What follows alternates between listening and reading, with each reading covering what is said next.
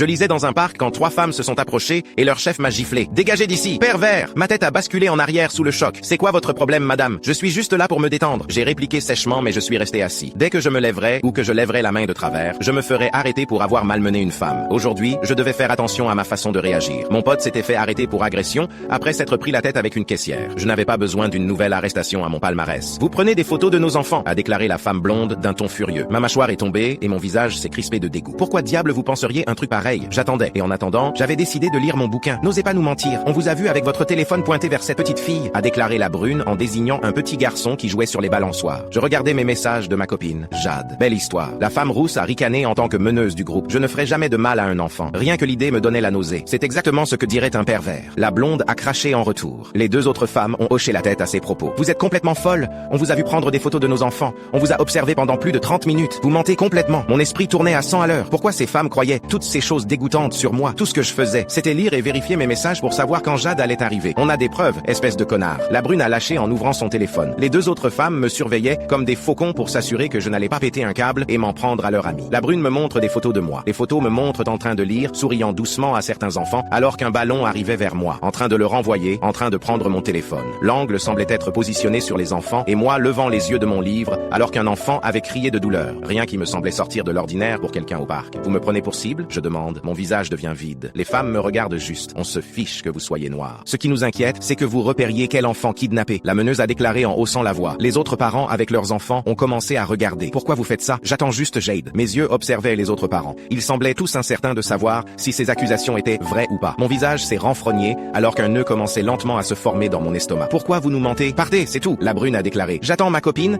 et je ne partirai pas tant qu'elle n'est pas là. J'ai claqué alors que mes mains tremblaient. Les femmes ont toutes halté à mes paroles. J'étais frustré et je me sentais humilié alors que d'autres parents se rapprochaient lentement pour protéger les femmes. Tout ce que je faisais, c'était attendre Jade. Pourquoi ne pouvait-elle pas comprendre ça? Supposons que vous attendiez votre soi-disant copine. Pourquoi au parc? La meneuse a demandé. Mes yeux se posent sur elle. Jade a une petite fille et elle veut toujours jouer. Mes yeux se plissent alors que je visualise la petite Jeanne. Les femmes ricanent de dégoût à mes paroles. Vous êtes un prédateur d'enfants. Pourquoi vous embêtez mon copain? Une voix derrière les femmes a fait se dégager mes yeux. Jade. Jeanne, je dis avec un sourire. Jeanne passe immédiatement entre les femmes et saute sur mes genoux. Comment tu vas, ma puce? Mieux maintenant que je suis ici avec toi, Julien. Mon cœur a fondu à ces mots. Tu m'as manqué aussi, ma citrouille. Jade s'en prend aux femmes. Arrêtez le profilage racial et allez jouer avec vos enfants. Elle claque. Les femmes déguerpissent avec des regards honteux. Les autres parents détournent tous le regard honteux, alors que Jade les fusille du regard. Tu m'as manqué. J'ai embrassé Jade, ce qu'elle me rend. Tu m'as manqué aussi, Julien. Personne ne m'a plus jamais questionné au parc. Jeanne adorait se faire des amis avec les enfants du groupe de femmes qui m'avaient harcelé ce jour-là. Je ne pouvais pas m'empêcher d'avoir un petit sourire en coin en discutant avec leur mari pendant que les enfants jouaient et que les épouses restaient aussi loin de